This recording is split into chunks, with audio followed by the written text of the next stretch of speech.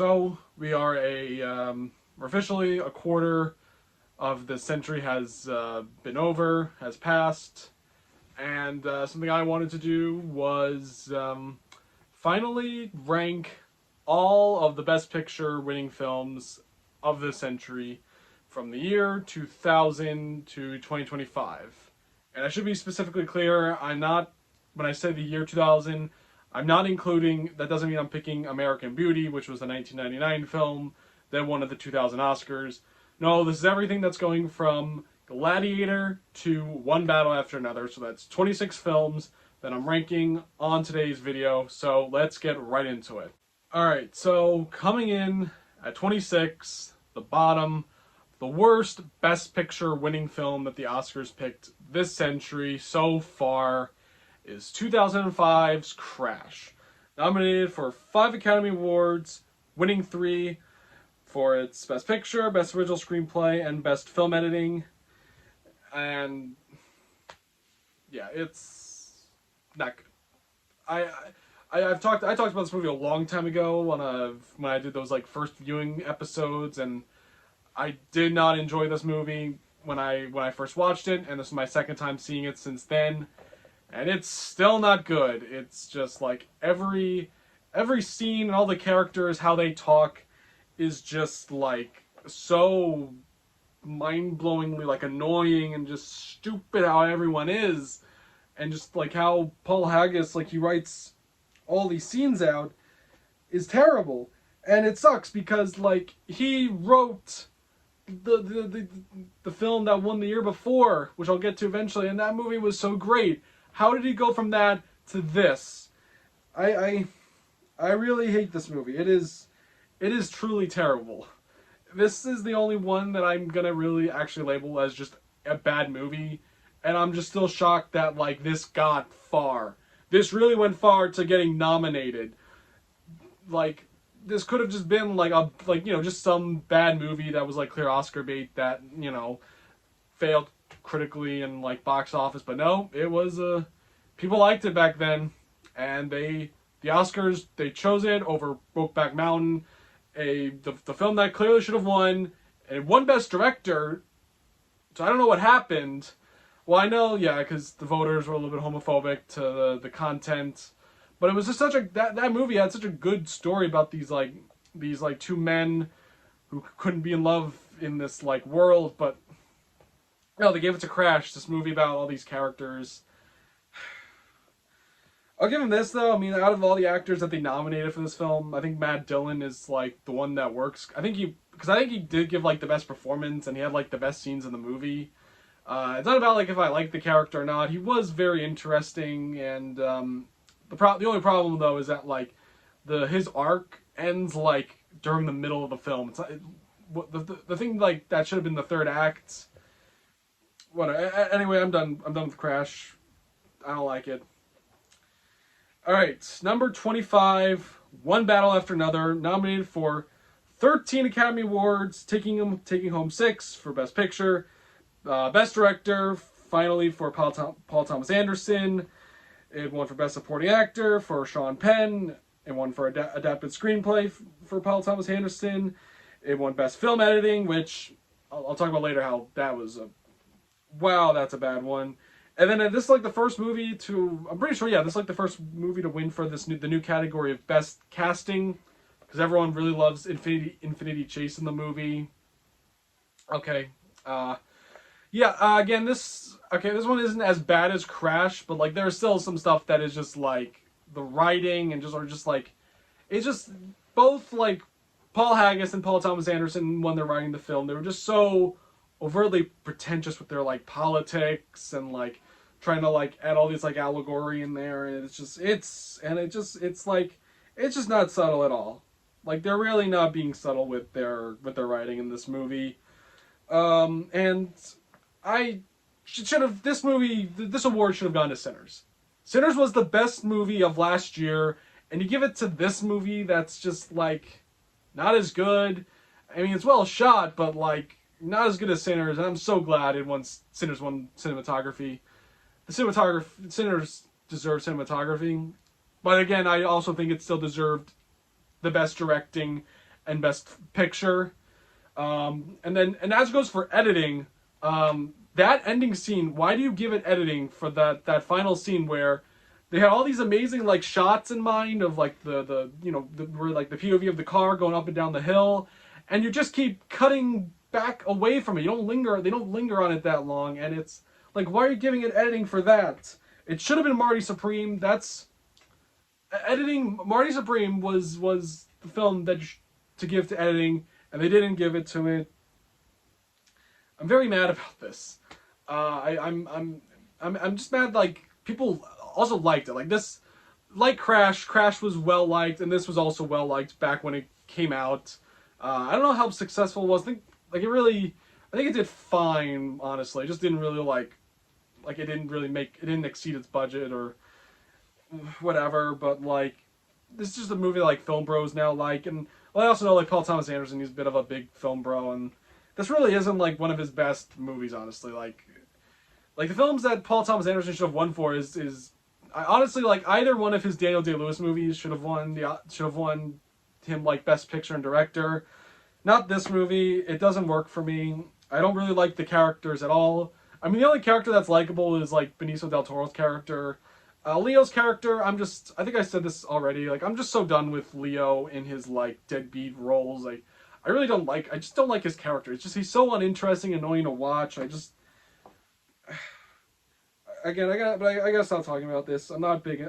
One Battle to me is like the crash of this decade, and also just the most overrated movie.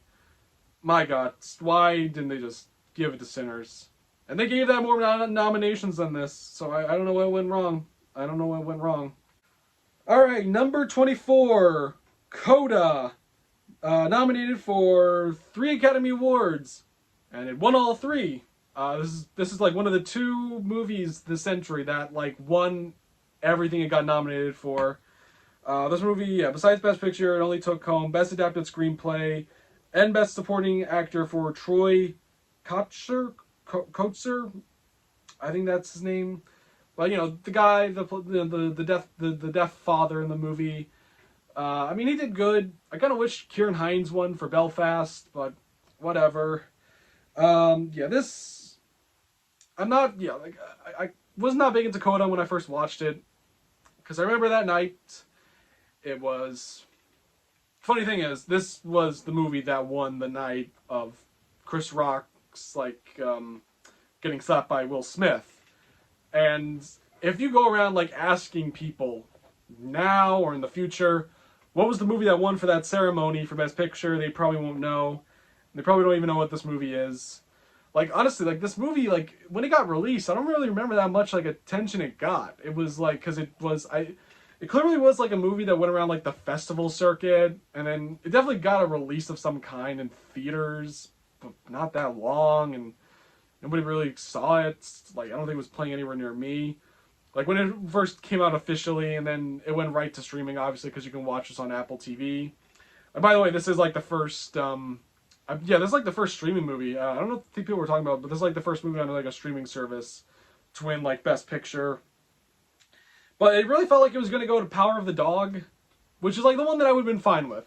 Power of the Dog was not my favorite film that got nominated. I think like, my favorite movie that got nominated, which is my favorite movie of the year and my favorite movie of this decade, Licorice Pizza, that got nominated, which was also Paul Thomas Anderson. I'm fine that didn't win the Oscar because it's not a very Oscar-winning movie. It's because it's like it's kind of it's like a laid-back comedy. I'm still kind of shocked that like it went that far in the awards circuit.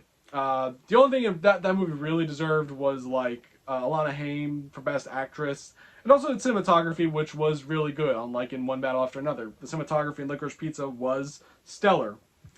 And then also you had like Dune Part 1, which I'm fine that also not winning because like it was only the first half. I don't think they needed to. It didn't really need to win already for the first part, even though Dune 1 is still great and better than Coda. Belfast by Kenneth Branagh, that also could have been, I think that one could have won underneath like Power of the Dog. That one was like decent enough, but Kenneth Branagh, he did win his first Oscar finally for his like screenplay on that, for original. And then lastly, I mean, I really loved Nightmare Alley, but I don't think they weren't going to give it to Guillermo del Toro for, I just, because that was the film he made after Shape of Water, so they weren't going to give it to him. But yeah, I think they really should have just nominated Belfast or Power of the Dog over this film. It just kind of, I still just think it's kind of a little bland and like kind of mediocre. But like watching it again, like it has a good story, but I think the main issue, it just is the main character of Ruby. She's just not that likable to me. Like if you want to put like, she's supposed to be like, I get like they're going with the underdog thing, but she doesn't really do anything that's like likable. She's just kind of like rude to her parents and like brother most of the time. She just kind of like gets in these arguments with her like teacher all the time. It's just not. I just don't. People are probably gonna be making comments saying, "Oh, why she's great and why this film is great," but this movie just never connected to me. And I mean, maybe yeah, if you're deaf or you're related to people who are deaf, maybe you can find something out of this. But like, I just don't think it's that great in my opinion. I'm sorry, but I don't really think it's that great, and it was just not really the film to win Best Picture. Alright, number 23, Nomadland, which was nominated for 6 awards and only taking 3 for Best Picture, Best Director, and Best Actress. Frances McDormand, her third Best Actress win, and kind of her weakest out of the 3. I haven't seen three Billboards, but like from what I've seen, she's better in that than she is in Nomadland. She's not terrible, but we should like discuss. So like Nomadland came out in 2020. It was a festival film. It did get a release in like winter of 2021. This year, like I kind of understand because look, it was a year without movies. There was not a lot of movies to pick from.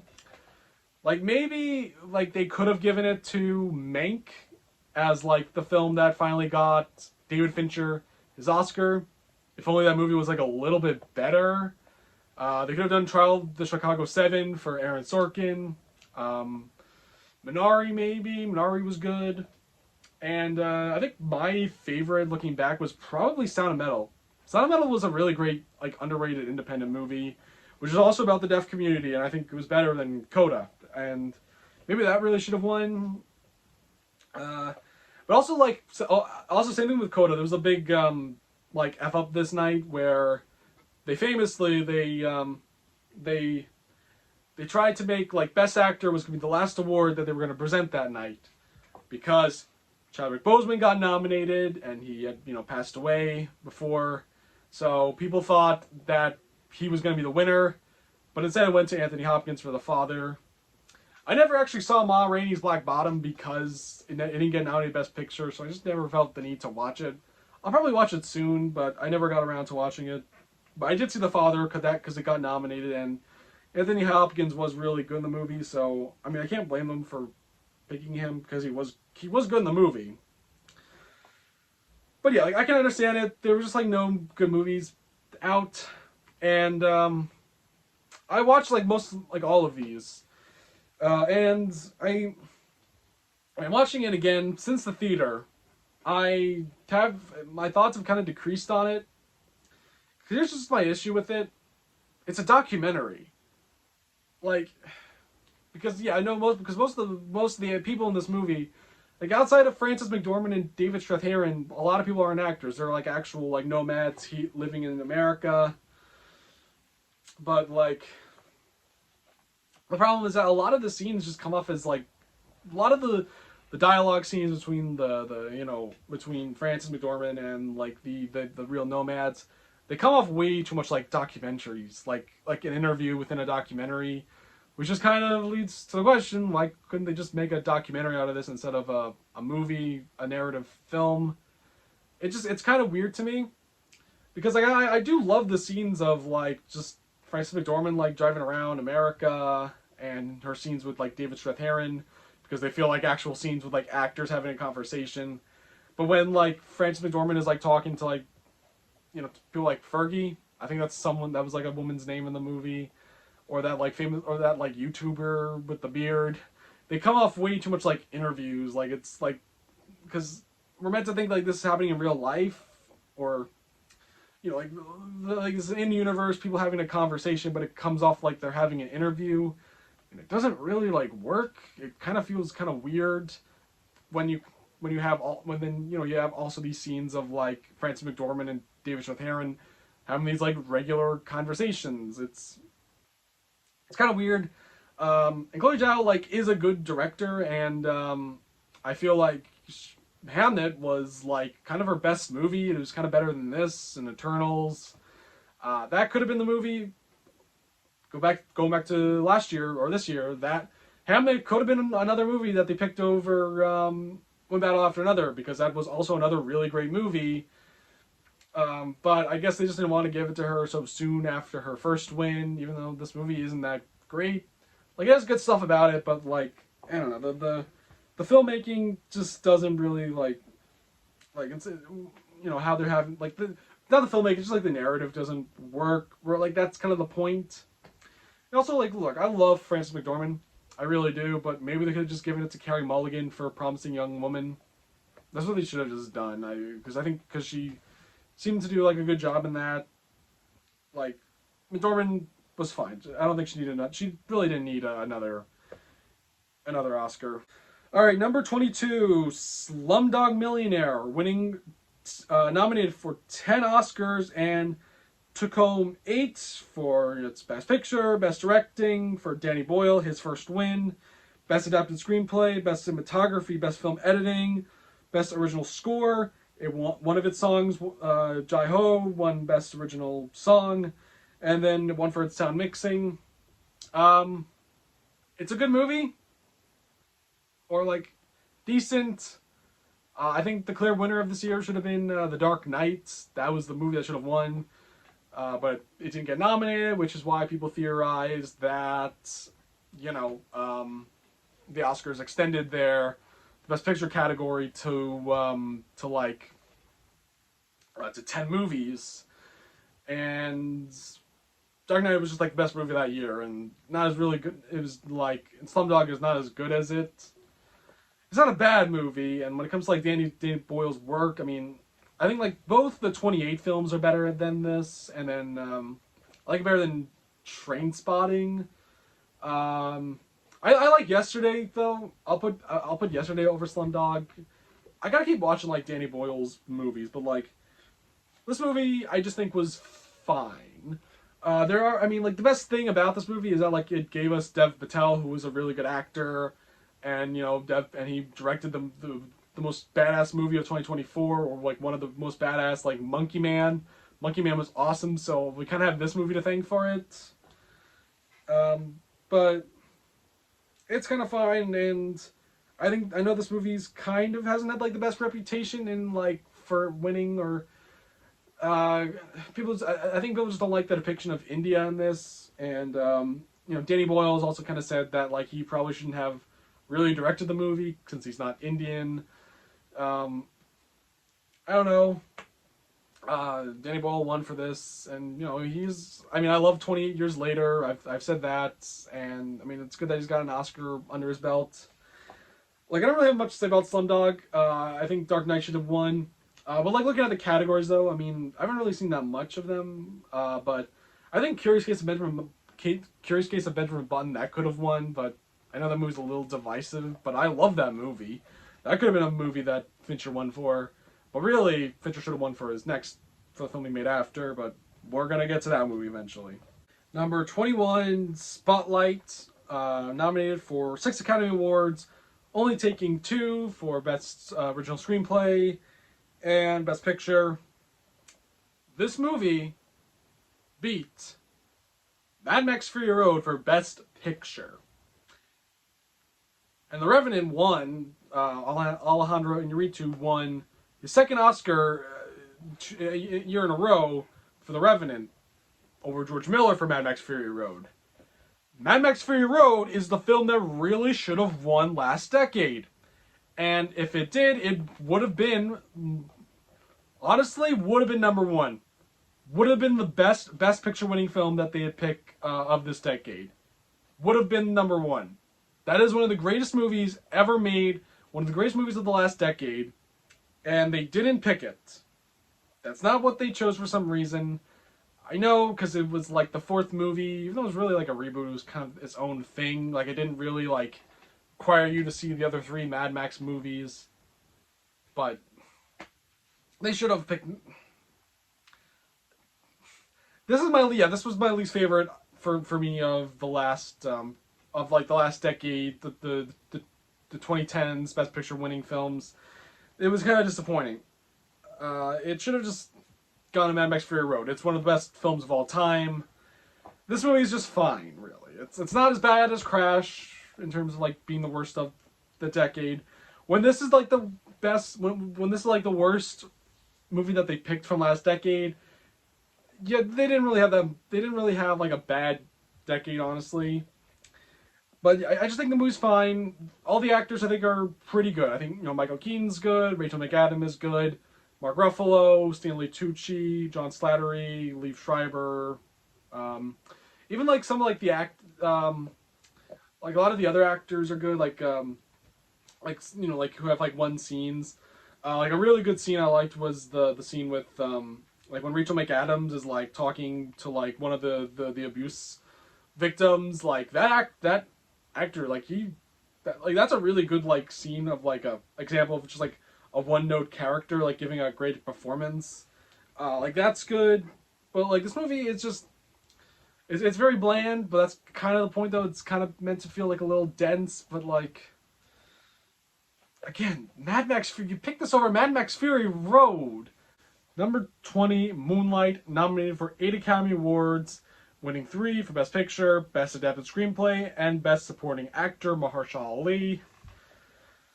It's well known, La La Land was supposed to win Best Picture, or was accidentally said, but it really felt like La La Land was close. It won Best Director, Best Actress, Best Cinematography. It almost felt like it was there.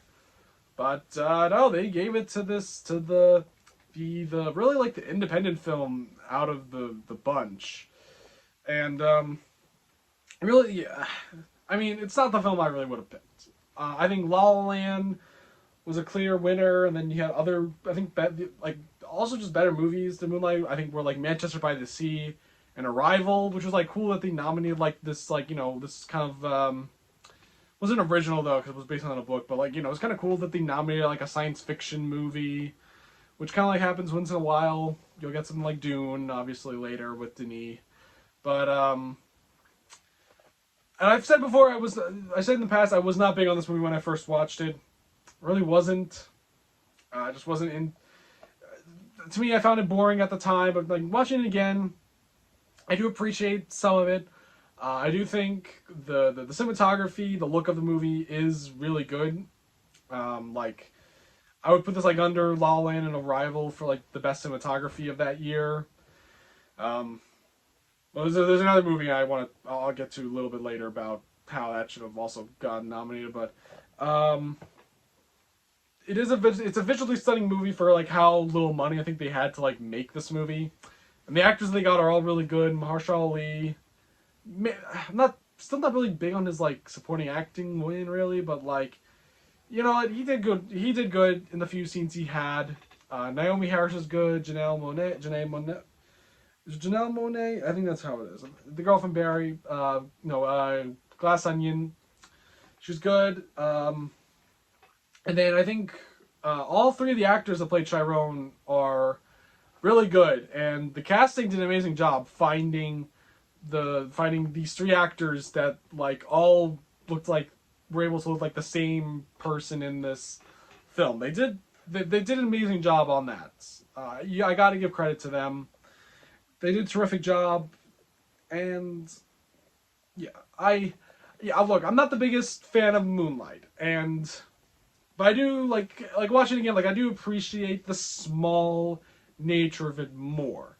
I do like the feeling of it. It is a good, interesting like character study on this kid and what he's like been through and like how he kind of like comes to face it as an adult. It's all well done, but I think La La Land should have won. And other movies that were like I feel like were left out. I mean like Hail Caesar by the Coen brothers, one of the most underrated movies of that year and possibly the decade. Should have gotten in there for like Best Picture, Best Director, Original Screenplay for the Coens, and Best Cinematography Roger Deakins. Like that is such a stellar looking movie. That's like the film he made before Blade Runner 2049, and both movies are like just a stellar to look at. So yeah, that's all I'm gonna say about Moonlight. I've appreciated some stuff as time goes on, but like I just think there's better options. Number 19, Green Book, nominated for 6 Academy Awards, only taking half with 3, winning Best Picture, Best Original Screenplay, and Best Supporting Acting again for Mahershala Ali. This movie, I think when you try to, I kind of like forgot who else got nominated, but like he was really good in this movie, and I think the relationship and like the chemistry he has with Viggo Mortensen was pretty good. Now, this kind of was like a weird year for the Oscars because like I don't think 2018 was like the best year. I don't know, like out of the ones I've seen, like I've seen Bohemian Rhapsody, which is all right. Black Panther, that's one to mention because that was a big deal. Like 2018 was the first Oscars that I watched, maybe because Black Panther got nominated and it was like so new at the time. Like nothing like that like ever got nominated. It was the first time like a comic book movie got nominated, which is funny because like 10 years before Black Panther, you had The Dark Knight, which was the movie that kind of like influenced the Oscars rumor in a kind of, it's kind of a rumor, but like, you know, like 10 years later, they finally did like nominate a comic book movie. And, I mean, Black Panther is no Dark Knight, but I mean, it was a good movie, but like, Best Picture, honestly, you know, they could have nominated Creed, Creed 2, which also make me thinking, Creed 1 should have also been nominated back in for the 2016 Oscars. That was a great movie. Both the first 2 Creed movies were great, and Sylvester Stallone should have won Best Supporting Acting over Mark Rylance. I got on that tangent right there. I've also seen BlacKkKlansman. That was like that one was fine. I think to me the one that like should have won was The Favorite. Like it was a great movie, and I think Yorgos should have won for Best Directing and Picture for that one, but he didn't. The one though that seemed like it was going to win though was Roma.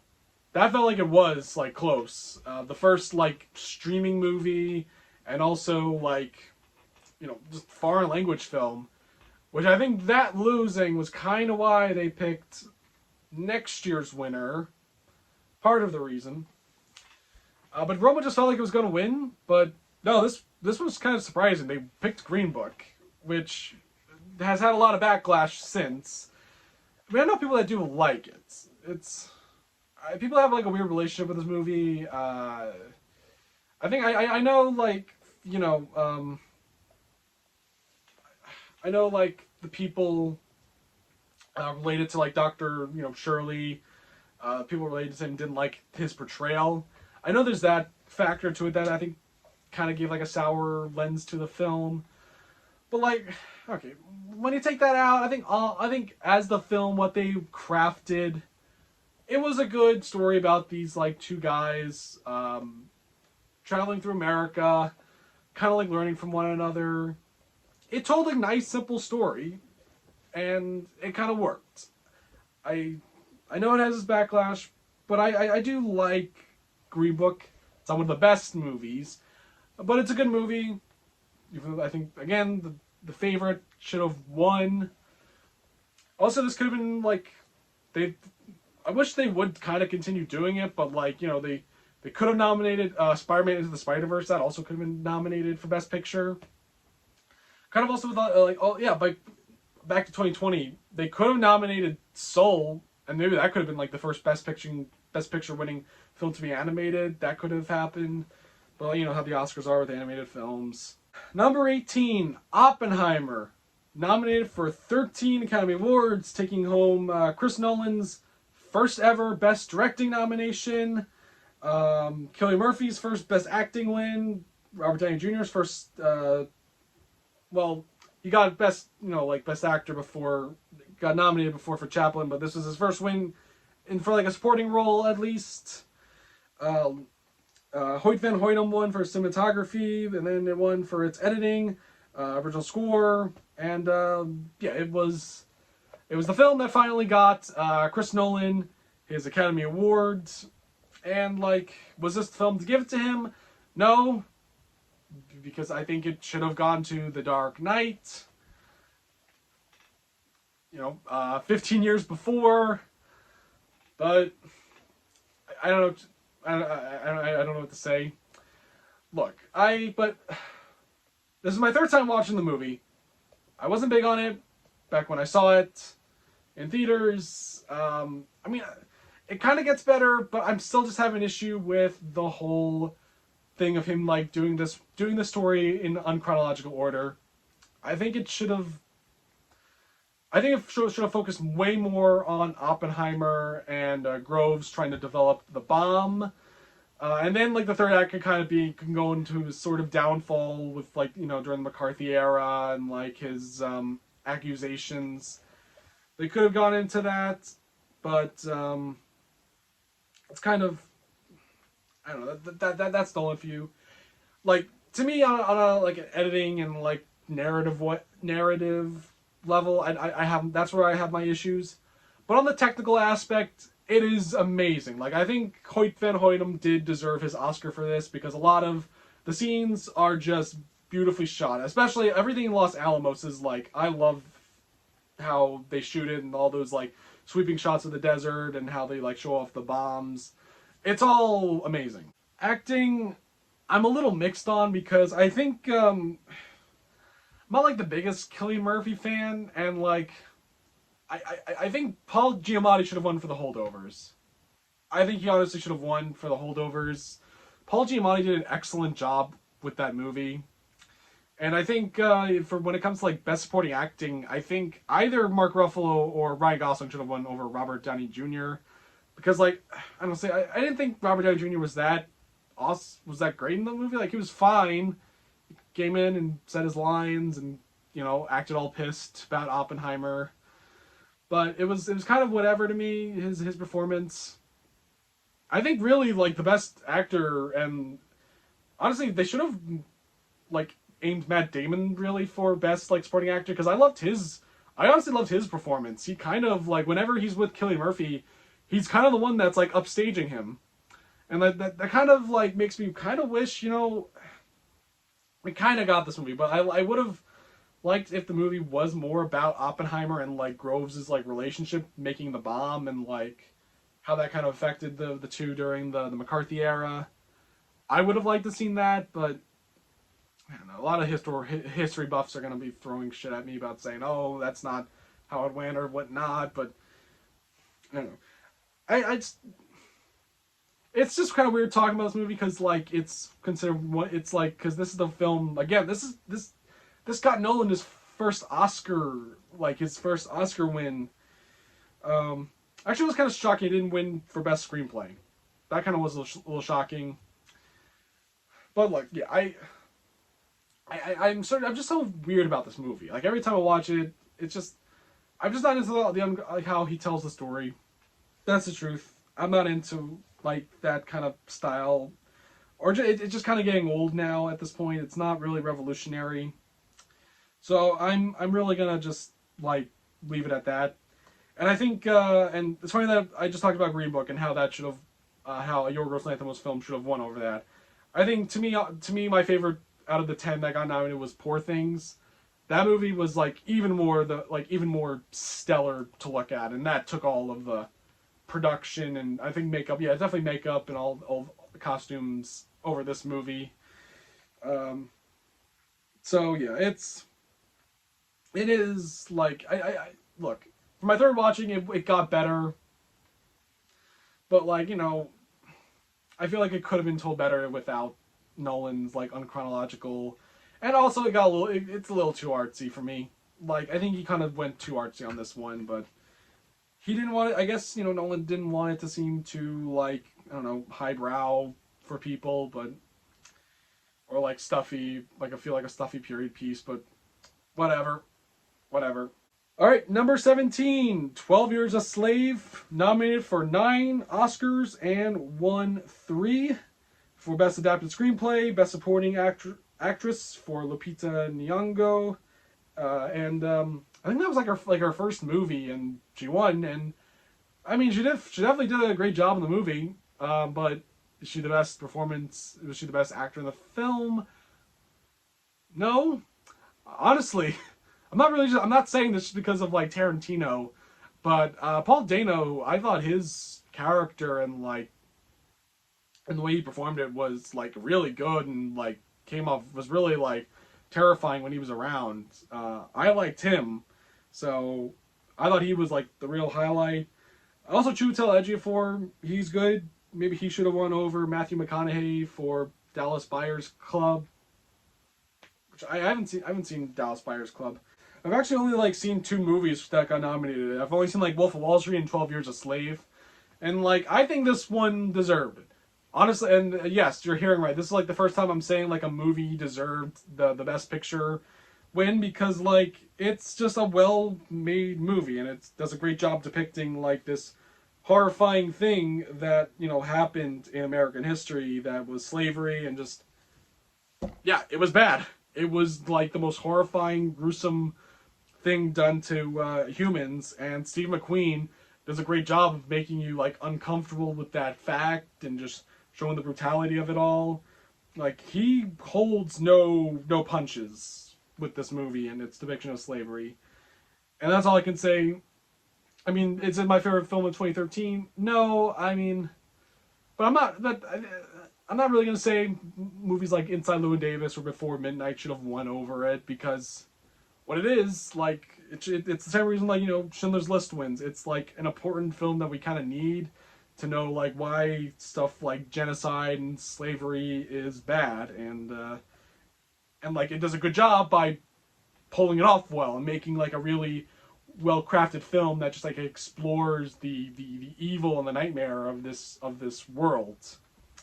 So yeah, that's all I can really say about 12 Years a Slave. I agree with its win. Number 16, No Country for Old Men, nominated for 8 Academy Awards and only winning 4. The first win for both Joel and Ethan Coen for Best Picture and Director, and also I think their Best Adapted Screenplay, because Fargo was an original script. And of course, Javier Bardem won for his supporting role as Anton Chigurh, which really was a no-brainer. And I think I think Paul Dano for There Will Be Blood is like a good honorable mention for a supporting role. But Javier is great in this movie. He's amazing. He does an amazing job, and he is terrifying. And this movie really popularized him in like American films, because like you see him a lot. He plays a lot of villains most of the time. Like they cast him as a Bond villain after this movie. So yeah, so like I am a big Coen Brothers fan, but I've never put this one high up as like some of their other films like Fargo and Big Lebowski. I mean, like, as I do watch it, I do like it. I just think the ending, to me, it kind of loses me a bit.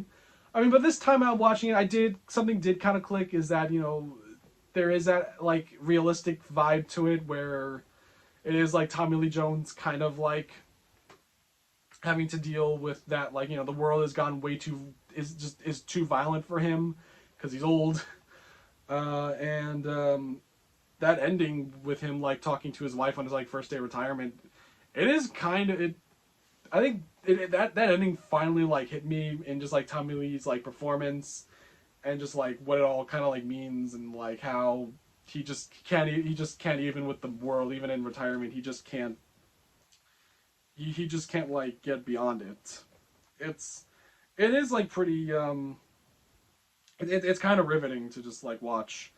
But like besides that, I do kind of wish we got something better with like Josh Brolin and Javier Bardem like winning or whatnot. But like, the movie plays this whole thing where the three main actors never like never like come together at one point, which I don't know. I like that kind of annoys me, that aspect. But it's whatever. I love like I do love the fun of it though. Like I love the scenes of like Josh Brolin trying to survive Anton Chigurh, and then but then like it just I don't know, the payoff just isn't that great to me.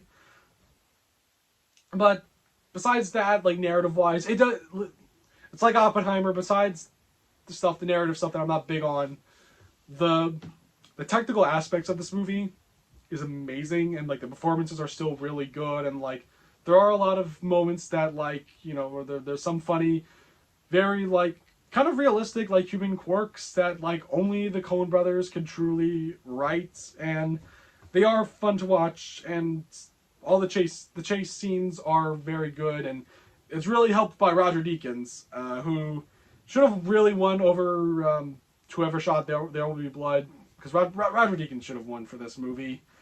But at the same time, though, I think There Will Be Blood should have gotten should have won Best Picture for and Best Director for Paul Thomas Anderson.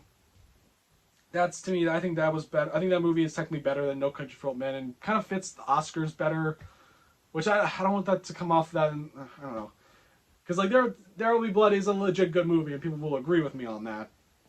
And No Country is like a decent like neo-western in my opinion. Number 15, Chicago, nominated for 13 Academy Awards and taking home 6, including Best Supporting Actress for Catherine Zeta-Jones, Best Art Direction, Best Costume Design, Best Film Editing, Best Sound, and it didn't. Surprisingly, it didn't win Best Original Song. It's kind of interesting. Chicago is like been kind of. A lot of people don't like this movie because I think people say the movie that should have won was the Pianist, because Roman Polanski, he did take home his best. Well, he didn't really take it home. He didn't really. He got it kind of like sent over to him, but he did win that night for Best Directing for The Pianist, which, I mean, yeah, I guess I would have just gave it to The Pianist, but at the same time, though, Roman Polanski, what he's done, like, did he really deserve it? I do honestly like Chicago, though. Even though I think there might have been movies that were better, like, I think really, I think I still prefer, like, Gangs of New York and The Two Towers over this one. But it's still, a really good, like, fun musical. And there hadn't been one for, like, a long time. Like, really, like, and this was, like, the first Oscar film in about, like, 34 years. Like, it was the first one since Oliver to win. It was a genre that the Oscars was not really, like, picking to win. I mean, they still aren't even till this day.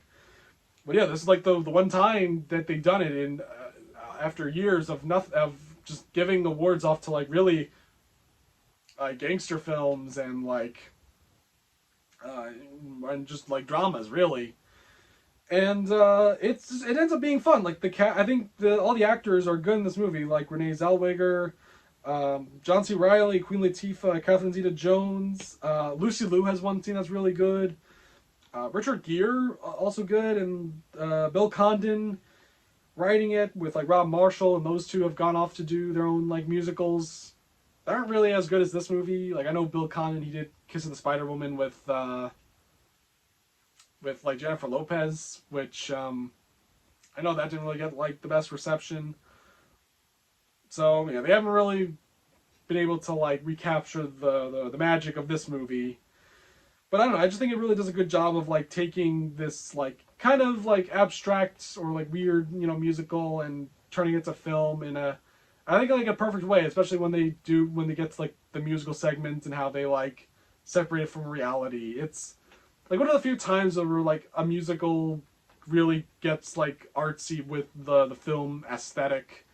Like it's just a great merging of film and theater, I think, and it's like the best one since. Number 14, Everything Everywhere All at Once, nominated for 11 awards, winning 7 for Best Picture, Best Director for the Daniels, Best Actress for Michelle Yeoh, Best Supporting Actor for Ke Huy Quan, Best Supporting Actress for Jamie Lee Curtis for her first win, Best Original Screenplay from the Daniels, Best Film Editing, and that's it. yeah, so like I saw this movie when it came out. It's now like Nomadland and Coda I did see before, they won. But like Everything Ever All at Once I saw before it got like even nominated. I saw this movie way back like early I saw it like early 2022 when it first like hit my the theaters near me because it was big in like the festival circuits with like critics and audiences. Everyone was praising it. So I was like one of the first people to see it when it came to theaters that were like near me. And once I saw it, I loved it. I really did like it. It was a really good movie. It was very fun. It was like original. It was like people were kind of saying how it was like the best Matrix kind of not rip off, but like it was very heavily like there definitely was an aspect of where like they were inspired by the Matrix in terms of their like the technology and how they use the multiverse is similar to how the Matrix used like their virtual reality physics to it all.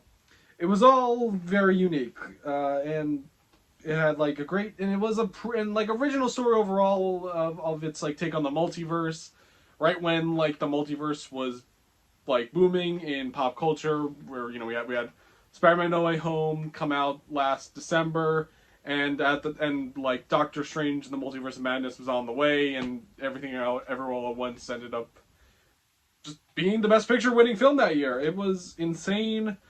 It was just like I didn't even think back then like it was gonna get nominated or if it was gonna go that far in Best Picture.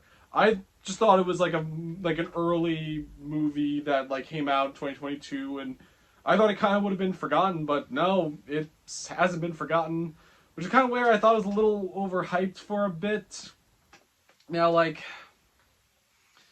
look, 2022, amazing year for movies, and I think including this film, seven of the nominees that got nominated that year, I think were all like amazing films. You had Everything Ever All at Once, Top Gun Maverick, All Quiet on the Western Front, Banshees of Inisherin. What am I blanking on? Oh yeah, you had Tar. Triangle of Sadness was good. There was another one. I forgot what the other one was. Oh yeah, also Avatar: The Way of the Water, The Way of Water, my favorite of like the three Avatar films that we have so far. They're all pretty good movies that I was fine with like them being nominated. Not Elvis, Fablemans, and especially Women Talking. No. But like outside of the nominees, 2022 was just a great year for movies, and like it's not just that, like like great to the point where like it felt like every month there was like a really good unique movie that came out, in my opinion. But like I can't go that deep with it. But like I think honestly like the thing though that was like devastating is that like my favorite movie of the year, Babylon, did not get nominated.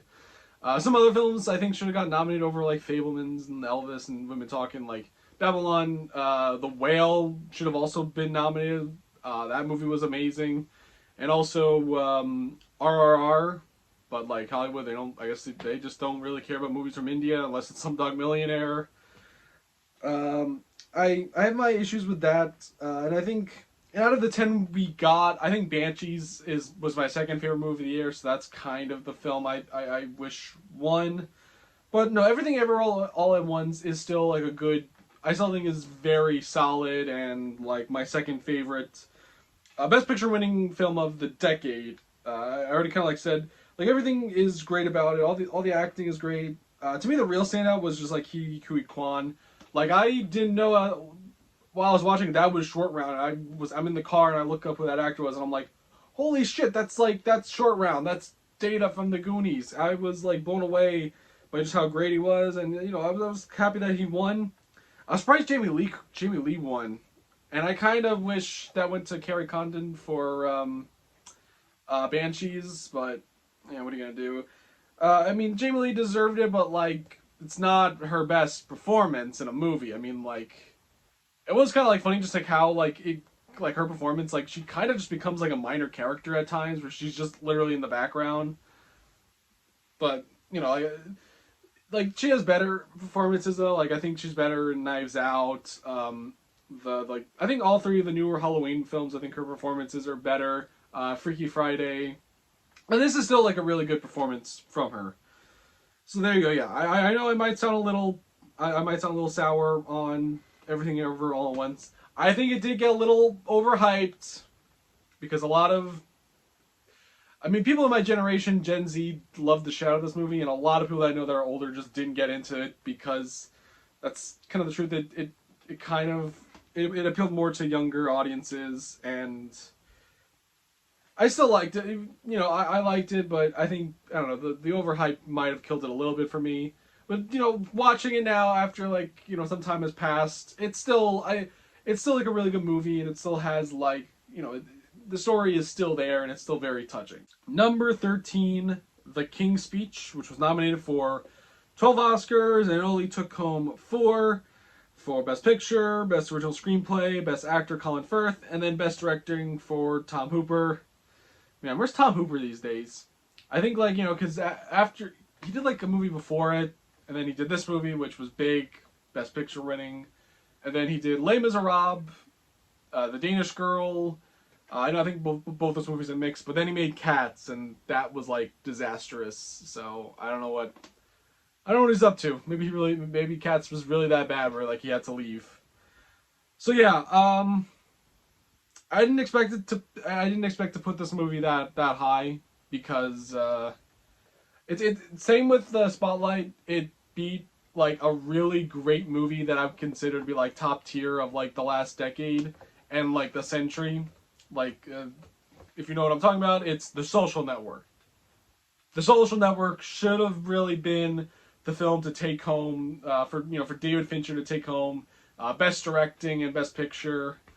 I mean, I feel like I don't know if it was theorized that David Fincher would win Best Directing and then The King's Speech would just take home Best Picture because like Fincher did win the BAFTA from what I've heard, which is interesting that you know they didn't give it to Tom Hooper. But yeah, so I just need to make that apparent.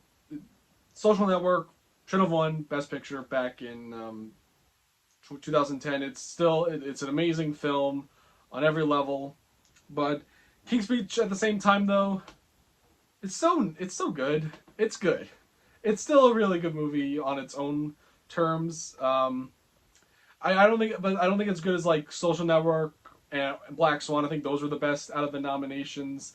Heck, I would even put like Inception up there. But I think I kind of prefer maybe over like True Grit and The Kids Are All Right.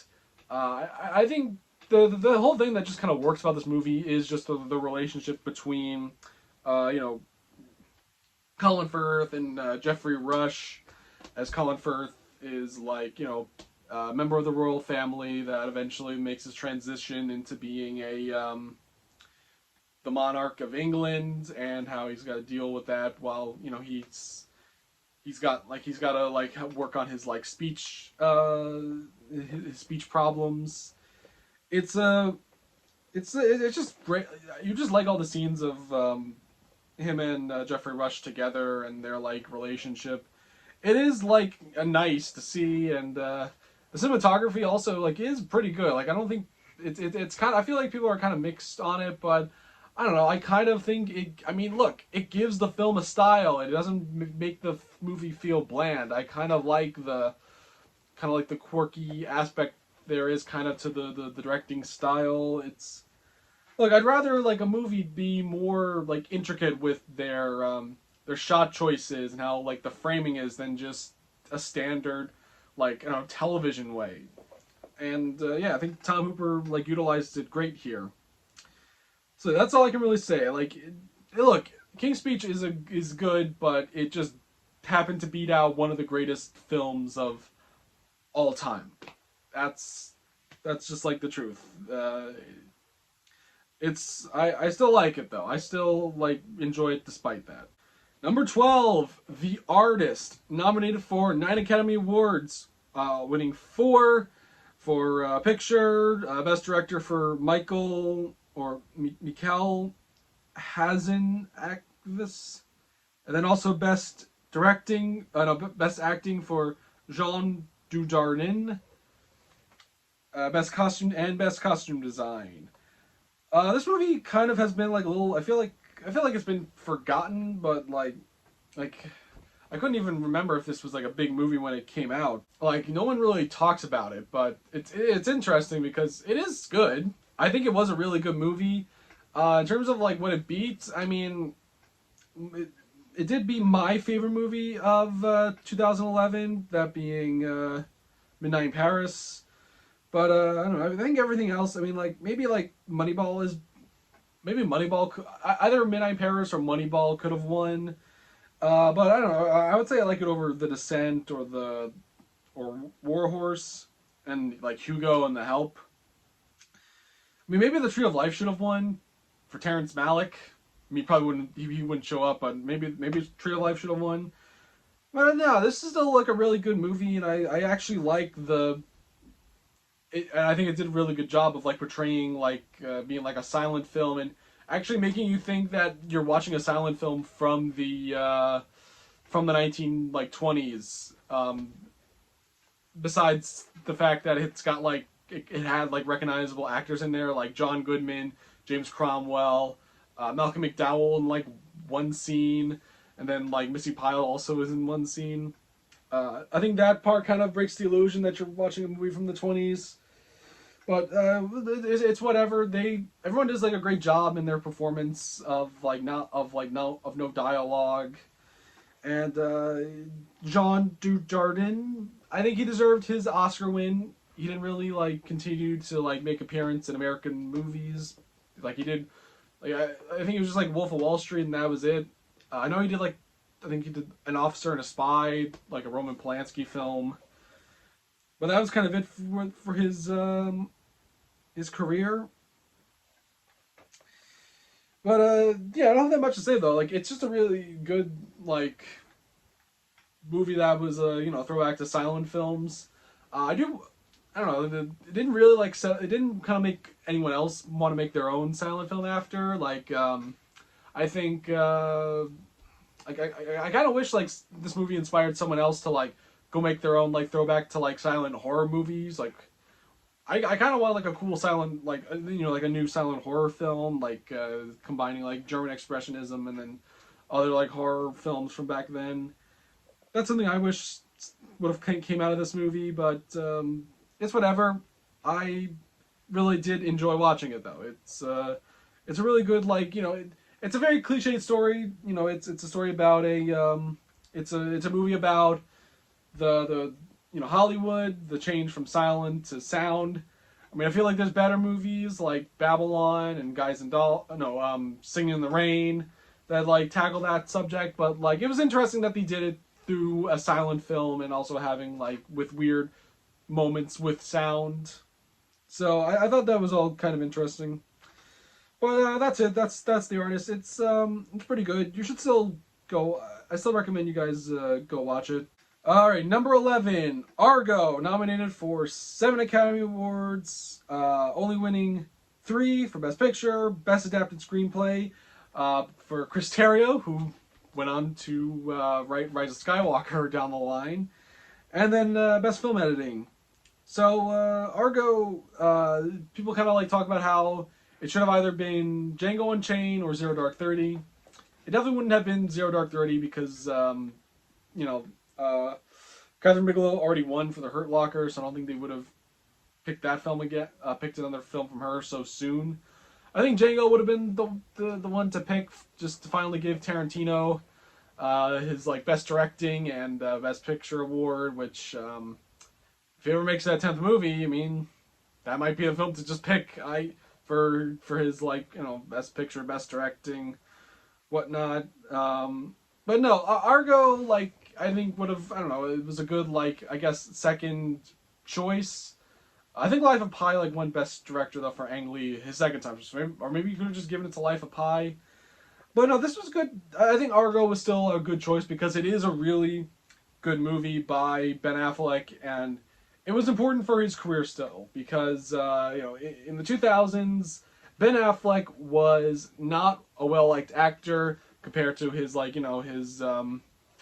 his counterparts, his like his partner in Hollywood, Matt Damon, Good Will Hunting. Uh, Still kind of to this day, Matt Damon does feel more preferred over Ben Affleck. But no, but Ben Affleck though was really not liked in the 2000s, mostly I think because of Jennifer Lopez, and he just didn't do a lot of great movies, honestly. But then he turned it around when he became a director, made Gone Baby Gone, The Town, which I think is more well liked than Argo. But but him making Argo and winning Best Picture proved that like he's still got it. He's still amazing as a filmmaker and an actor, and he's just able to pull it off. I do really love this movie, and I like how even if there is a lot of the a lot of inaccuracies to it all, it still does a good job like just telling this like thrilling story about the U.S. government trying to rescue these hostages from from Iran. I This movie is still is funny enough kind of relevant with what's going on. But it does a good job like of kind of like balancing like the really dark moments, but also kind of like the light fun moments of just like Ben Affleck, John Goodman, and Alan Arkin in Hollywood trying to like craft this like this science fiction story that they're gonna shoot in Iran, and then while like you're invested in the main character of Ben Affleck, you also have to be invested with hostages, which the writers did a good job of like making us actually care for the writers for the hostages as we like spend a lot of time with them, and you want to actually see them like get out of Iran and go back to America. It was all very well done, I think, by Ben Affleck. I already said it, he was not a well liked guy. But he was able to just pull it off with this movie, and I think it's still good, despite people not really caring about it. It's a good movie. I don't know what everyone's problem is. Yeah, Django should have won, but I still think Argo was a good movie. I like all the stuff about Hollywood, and it's a throwback to just the pop culture of the time, and also like the politics of what was happening. It was all just a great mix of both, I think, in my opinion. All right, number 10, Parasite, nominated for 6 Academy Awards, taking 4 for Best International Feature Film, Best Original Screenplay, Best Directing for both Bong Joon-ho, and Best Picture. The first foreign film to win Best Picture. The artist doesn't really count because it was a French crew, but it was in America and it was like released. Parasite is an actual like film made outside the U.S. And look, I think Once Upon a Time in Hollywood and The Irishman are better, and I love those movies, or like at least I love those movies more. I especially wish Once Upon a Time in Hollywood won over this. That was like Tarantino's true best film, and I think that's what it should have gone to. But this movie was still, I think, really good. Like probably my third favorite. It's still. Like, if I was to, like, for what to give it, I think I only would have given it the best original screenplay and international film. That would have been fine. It definitely deserved those awards, and especially original screenplay because it is original. It's a very original script that should have won over Once Upon a Time in Hollywood for its screenplay. Because that movie, I think, needed to win directing for Tarantino more, because that's what he hasn't won yet. But no, it's a really well put together like script that's written by Bong Joon-ho, and he directs the film flawlessly. The movie is so good that it kind of makes me pissed off that like how bad like Mickey 17 turned out by Bong Joon-ho, because he crafted like a very well told story dealing with like class issues in like the best way possible, and then he just makes Mickey 17, and it's like this like kind of crappy science fiction movie. Like, what the heck, Bong? But yeah, I like I said though, the script, I think the plot is, I love the plot about this family kind of like sort of coming into this like sneaking into this like family working, and then a lot of like stuff happens within the house, and then they then start to turn on the rich family. it's a great like it's just a great like setup for a story, and I like you like the connection both families like have with one another and like how it all deteriorates. Parasite is good. Maybe also got a little overhyped over time, but I still think it's still a really well put together film. Number nine, A Beautiful Mind, nominated for 8 Academy Awards, taking home four for Best Adapted Screenplay by writer Akiva Goldsman, who before this did the Joel Schumacher Batman movies. Best Supporting Actress for Jennifer Connelly, and it was the first Best Picture, it was Best Directing and Picture win for Ron Howard, and I think Ron Howard should have won for Apollo 13 back in '95. I think that's his best film, and this is like number two. It's a really good number two honorable mention in his like very extensive like filmography in Hollywood. And but like Ron Howard overall, like he deserved an Oscar because like Ron Howard, he's like he's almost like Truman in the Truman Show. Like he's kind of like been born into the in the film world like since he was a child. Like that's how far back he goes in this industry. So like he deserved an Oscar for his like contribution to the industry.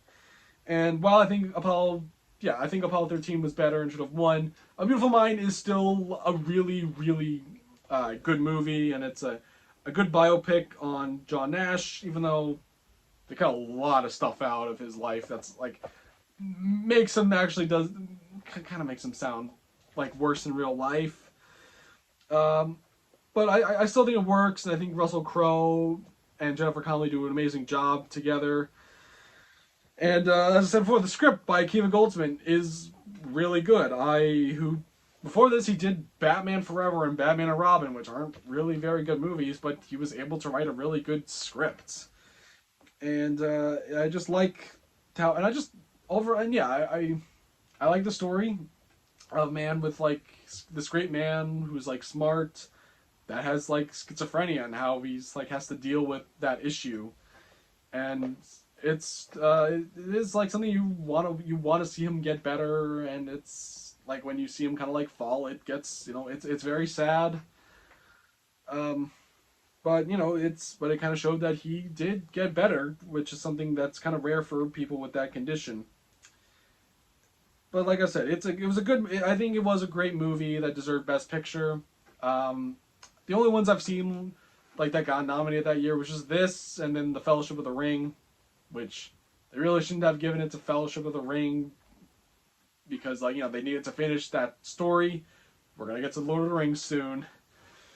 I mean, like the other movies. I mean, they could have nominated Ocean's 11, or like one of my favorite Coen Brothers movies. Like they're one of their most underrated films, The Man Who Wasn't There. That could have gotten nominated in there. But no, I think A Beautiful Mind is fine. Ron Howard finally got his Academy Award, and he deserved it for all of his hard work. So there you go. A Beautiful Mind, really, really good, solid movie. Go check it out. Number 8, The Hurt Locker, nominated for 9 awards, winning 6 for Best Picture, Best Director for Kathryn Bigelow, Best Original Screenplay, Best Film Editing, Best Sound Editing, and Sound Mixing. So now this was the year that the Oscars they extended their Best Picture category for 10 movies, and I gotta say, out of the ones that I've like seen, I think Hurt Locker is probably my favorite, with like A Serious Man as like an honorable mention. A Serious Man is also really good by the Coen Brothers, but they were not going to give it to them after No Country for Old Men recently won. Um, and one of the films that was also nominated was Avatar, which the director James Cameron was once married to Kathryn Bigelow, so it's like one of the few times you could say that someone that like a former spouse beat another spouse at the Oscars for an award. Kathryn Bigelow beat her husband for Avatar, and I think that's pretty awesome. And for a genre that like gets really seems like it wins once in a while, the war genre, like I want to say it was either like Dances with Wolves or like Platoon was like the last war film to really like win an Academy Award. I'm not really gonna count Gladiator because that's just there's like a war scene in the beginning. I don't really want to say that counts. But this was like this was a movie that depicted like a current war that was happening at the time. It was like very recent from like between like when the film happened, when when the story happened and when the film happened, and it's pretty great. I love the character study of Jeremy Renner as this guy who's just really great at basically just defusing bombs and how how he cannot live in normal society, and that ending is like a huge gut punch. It's something that like it's probably like the first war film since like all Quiet on the Western Front way back when to like depict how like the struggles of just like coming back from war, and how like sometimes that's like the only place to be for people. It's kind of just it comes off disturbing and a bit of a gut punch. But besides that, like the entire movie though is like it's not really a typical like war film where it's like, oh, there's constantly like shooting and battles. It's a lot of just suspenseful moments of like Jeremy Renner and Anthony Mackie trying to like defuse bombs. There is that one scene with like Ray Fiennes that's kind of cool. That's like got suspense to it all. It's like very suspenseful. Like they took a little bit of I guess like Brian De Palma out of it, and it's all well done. Everything it kind of deserved, earned it through Catherine Bigelow's excellent direction, its editing, and its sound design. It's all perfect. Hurt Locker is a really, really good movie. Number 7, Million Dollar Baby, nominated for 7 Academy Awards, winning 4 for Best Picture for Clint Eastwood, and he won this would both be his second Best Picture and Best Directing win. He didn't win Best Actor though, but it also won Best Actress for Hilary Swank and Best Supporting Actor for Morgan Freeman.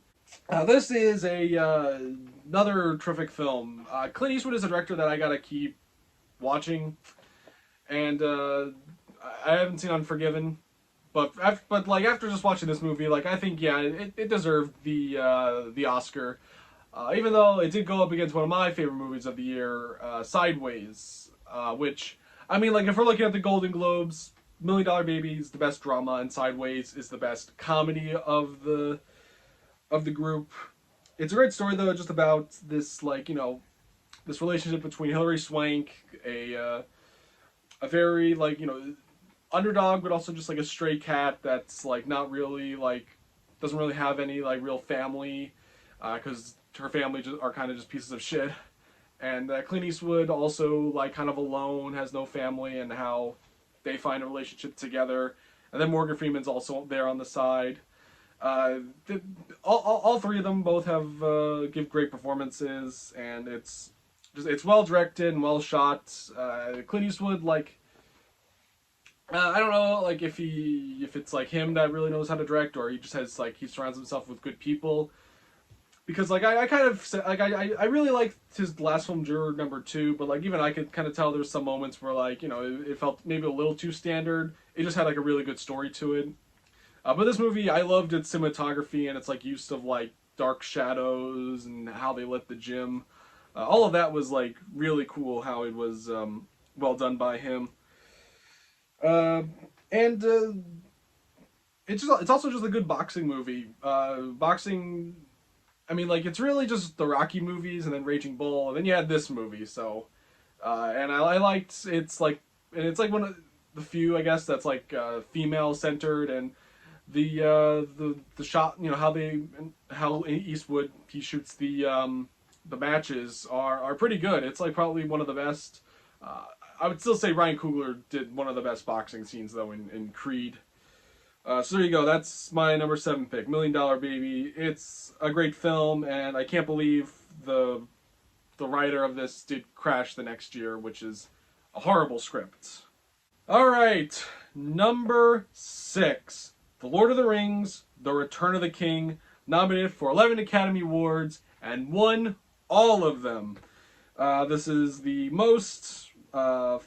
film that won the most awards this century. tied with both Ben-Hur and Titanic. It took home Best Picture. It took home Best Directing for Peter Jackson. It took Best Adapted Screenplay, Art Direction, Costume Design, Film Editing, Makeup, Original Score, Original Song, Sound Mixing, and Visual Effects. This movie took home everything, and it deserved it because they weren't just giving it to Return of the King. They were giving it to the whole trilogy, really, because it was something that nobody thought it was possible to adapt these three books, which is technically one large book in general. It was presumed unfilmable by filmmakers such as like Stanley Kubrick. It was only thought to really be like animated with like the Ralph Bakshi Lord of the Rings.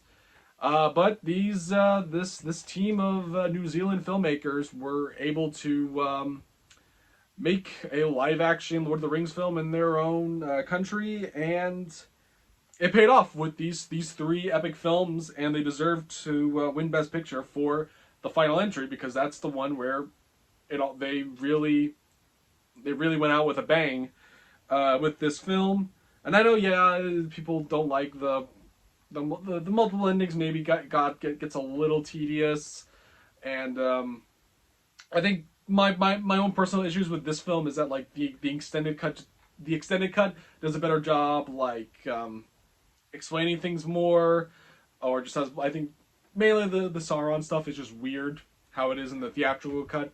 Because that's what I kind of watch. I just watched the theatrical cut because that's what the Oscars picked. Technically, they picked this one because the extended cut of Return of the King was not finished yet until after it won its Oscar. But besides my little issues with some things, it's still a great film. The two battle scenes. I mean, the whole entire middle of this movie is just the whole the invasion of Gondor and the Citadel. That's like what most of the movie is, and it is so intense. It's like, and how it feels like it's gonna be over. And then the scene when they're at Mordor and they fight all the orcs. It's like, it feels like you can kind of just see like Kevin Feige was there in 2003 watching the movie and said, I wish we could do that, but with Marvel characters. And again, it paid off overall. Peter Jackson deserved everything for this movie, and he did it. He brought Lord of the Rings to the big screen, and it really worked. And now, did The Hobbit. That didn't really work out, and they're still gonna make other Lord of the Rings stuff. Wish they would stop. I kind of want Jackson to return to filmmaking because it's been like 12 years now. But he at the same time though, maybe he doesn't because he was able to pull it off with Return of the King and this whole trilogy. It all worked at the end. Number 5, The Shape of Water, nominated for 12 awards, won 4 for Best Picture, Best Directing, Best Original Score, and Best Production Design. Yeah, it's kind of weird that I put Lord of the Rings at number 6, and I've got like other stuff. I got other 5. I just have these 5 other movies that I just like a little bit better. I know Return of the King should have technically been top 5, but I kind of just love these movies more. Now, Shape of Water. This is the film that obviously, this is what got Del Toro his prize, and he really deserved it. What's like great though about this year is that like a lot of like some of these movies like would have been like great choices no matter what. Shape of Water, Dunkirk, Phantom Thread, Lady Bird would have been like, also just like those other 3 would have been excellent choices to win Best Picture over Shape of Water.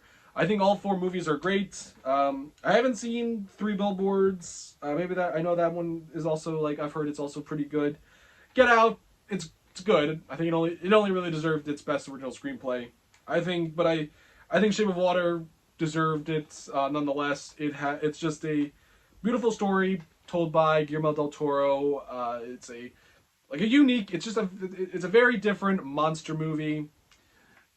That's like kind of sort of a reimagining of Creature from the Black Lagoon, And this came out the same year as Tom Cruise's The Mummy, which was supposed to be, you know, the Universal start at making a MCU-like cinematic universe with their monsters, and that didn't work out because they went the wrong direction. And then months later, you have Del Toro coming out with this film, basically telling Universal, no, this is how you do it. You gotta make something that's for modern audiences, but also kind of be like a throwback to that era, but like you're still taking a new look into like it's a monster movie set in the time when, like, you know, monster movies were big, but it's also looking into a lot of the social issues that were like going on. It's aware of everything that's going on with like the Cold War, civil rights.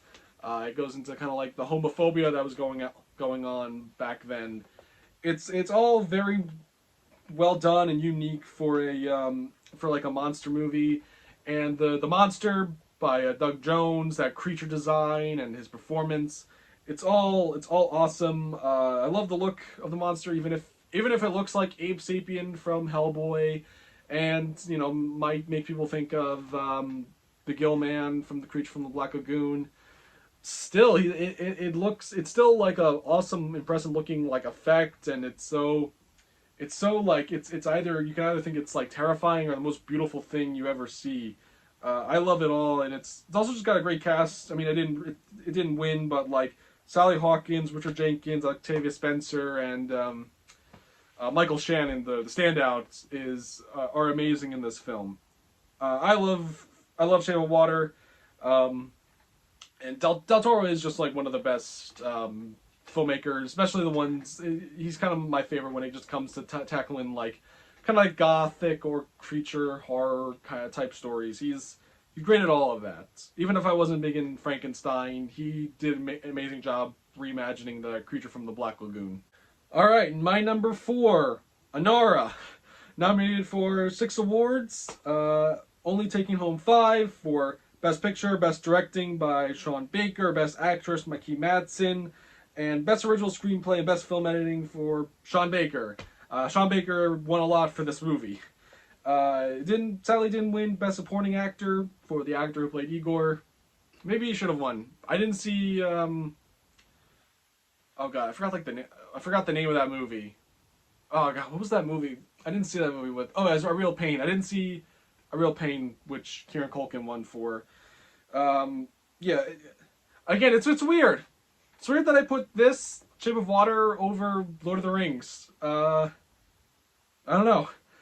So Nora, I just remember. I really just remember just being so happy that this movie won. Merely because, like, it was Dune Part 2, though, I think is the movie that should have won, really. But it was very clear it was not winning, especially when they nominated the director of Emilia Perez over Denis for Dune. It was not going to win. It was not going to win. So I was really hoping either Anora or Conclave would win, and I was happy Anora won and not Emilia Perez. Crash is still the worst Best Picture winner, but like Emilia Perez is like the worst film ever for like that the Oscars like ever nominated. It is so bad, Emilia Perez. Like it's like the only time that like a movie that got nominated Best Picture ended up at like the bottom of my list. That's how bad Emilia Perez is. But I'm glad Anora won, which is another example of like the Oscars picking a micro budget movie, which this decade so far has been big on, because so far the only like big Hollywood movies that have won is Oppenheimer, One Battle After Another, and majority of them are kind of these like independent movies, which, yes, I know I only really like 2 of them. I liked Everything Everywhere All at Once and then Anora, my favorite film to win Best Picture of this decade so far. It's just a great story about this prostitute that gets into this like whole thing with a Russian oligarch, and like all of the shenanigans that like follows with their marriage. And Mikey Madsen deserved the Oscar, even if like Demi Moore kind of deserved it more. But like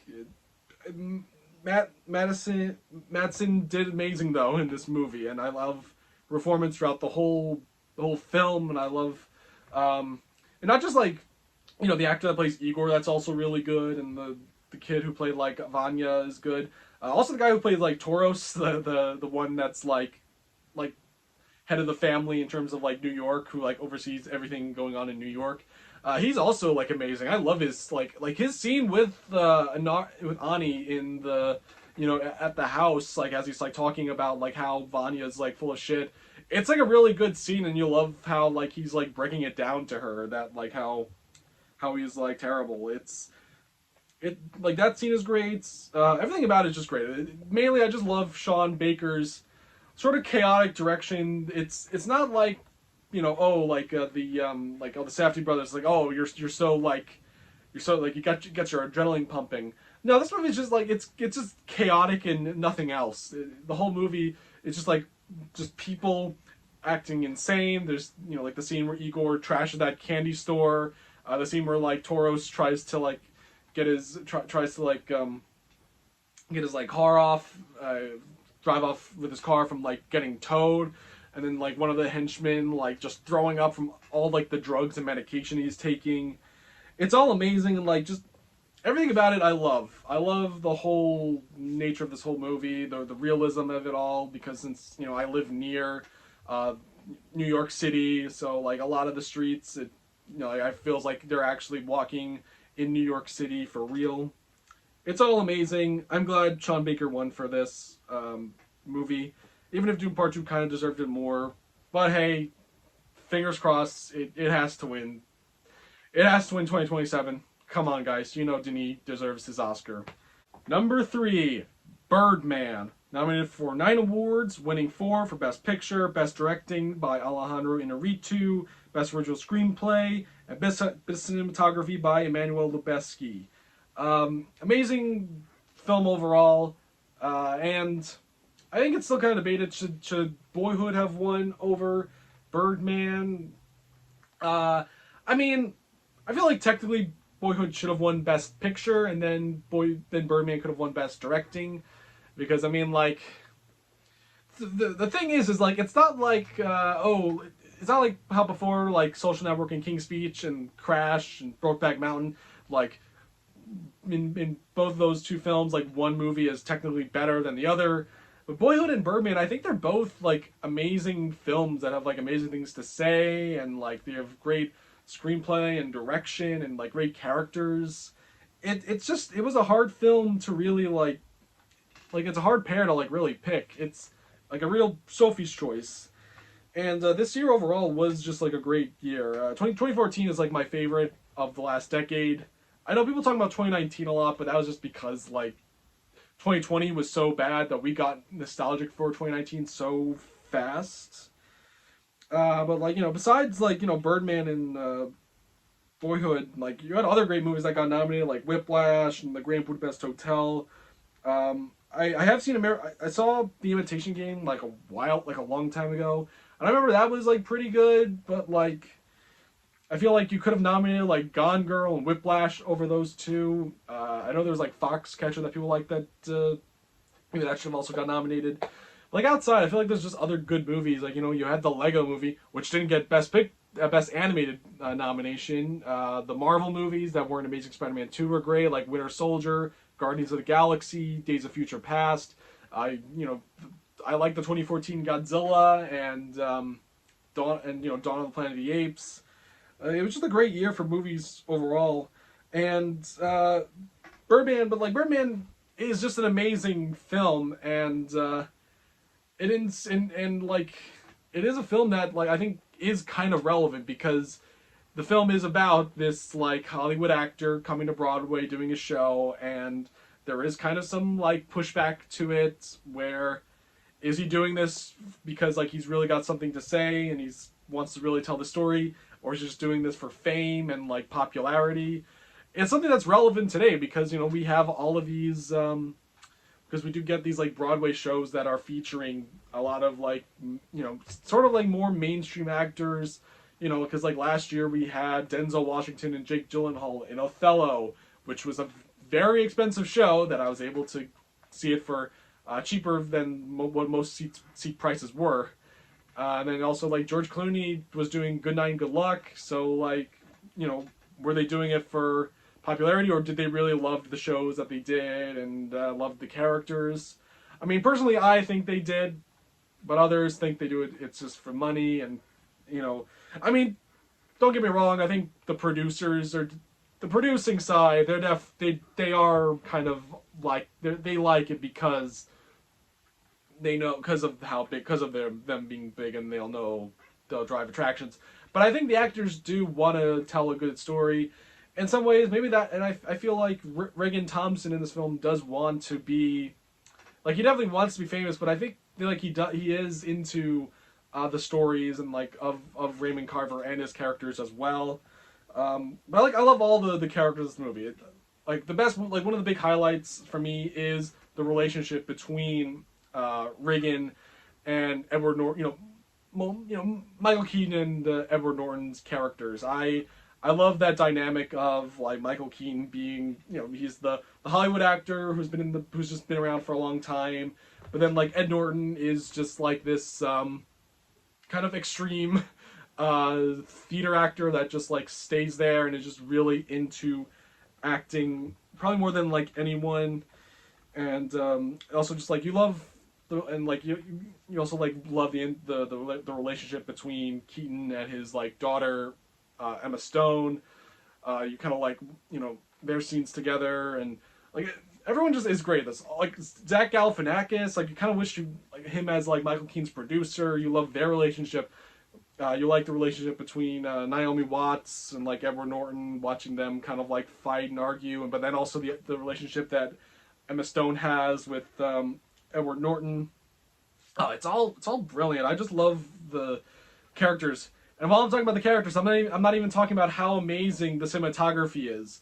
The one take in this movie is incredible. I love how they use it in the way like how theater does time, where like the camera doesn't cut because it's like a play. It's like you're watching a play. Like nothing really cuts. So maybe there's like a blackout, but like theater things keep going. This movie, the camera just keeps going, but it's nothing is in real time. That's what I like about it. It's all amazing. Everything about Birdman is great.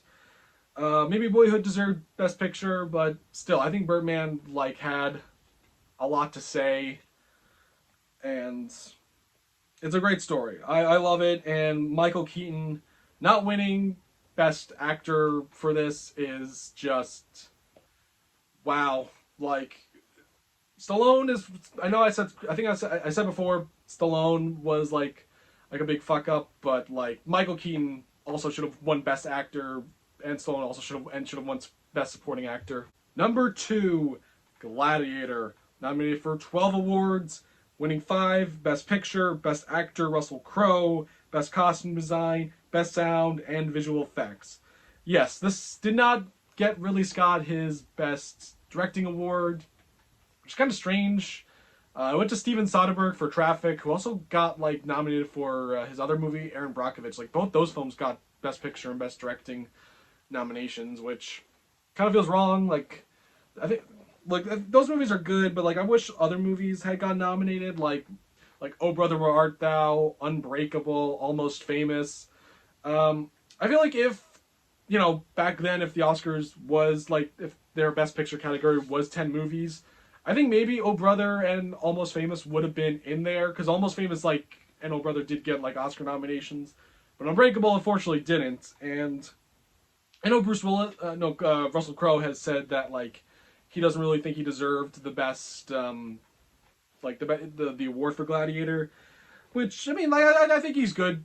I think he's really good. I think he did deserve it. But maybe Bruce Willis really should have won for Unbreakable, or really The Sixth Sense the year before. But like, it's kind of sad that Bruce Willis never won an Oscar now, because I mean it's official. He's never really going to win an Oscar with the conditions that he's in right now.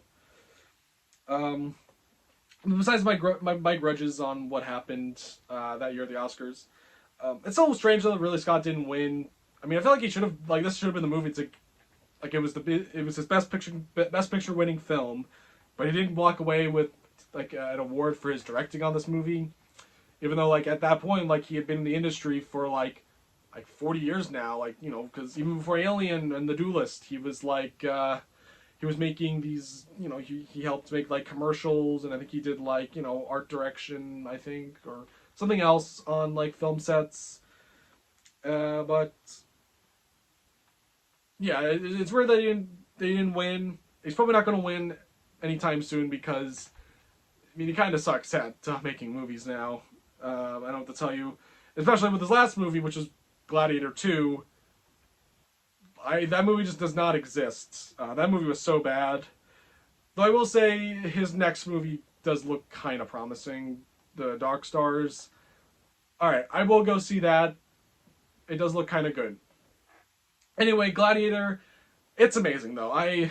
Even if there were like better movies that year, Gladiator is still just an amazing film. I love its story about this general who became a slave and then rose up to become a gladiator, and it's this entire journey of revenge against the emperor for killing his family, and you just want to see Maximus strive and just kill Joaquin Phoenix, who was just an insensuous creep. It's just an amazing story setup, all of it, and it's just got like just nothing but amazing lines, and production design is incredible. Which is strange that like it only got best costume design, but it didn't take it. It didn't even get Actually, I'm looking at it. It didn't even get like it didn't get production, or maybe that wasn't around. But I mean, it's good that it still won like best costume design because it's, you know, it's great design. Even if some of it's not accurate, I still love the production and like how like the world, their world depiction of Rome, I think is like beautiful. A great combination of like real sets and like CGI. It's a great blend of both. I just can't say more about it. It's one of my favorite movies, action movies. And it's just like which is rare that like, you know, the Oscars give like an action movie wins Best Picture, because, you know, it's just there's a lot of just great like action within all like the amazing like characters and like the drama. It's just great like action scenes in the gladiator pits. They're all amazing, and it sucks that like the sequel, none of the action scenes are like as good as in this film. This movie's so good that, you know, the second movie, it's just so bad that I just kind of want to block it out. But yeah, Gladiator #2, even though a lot of people like to push back against it and say it's overrated, but I don't know what the fuck they're talking about. This movie is awesome. Alright, and my #1 favorite Oscar-winning film of this whole century of films, The Departed.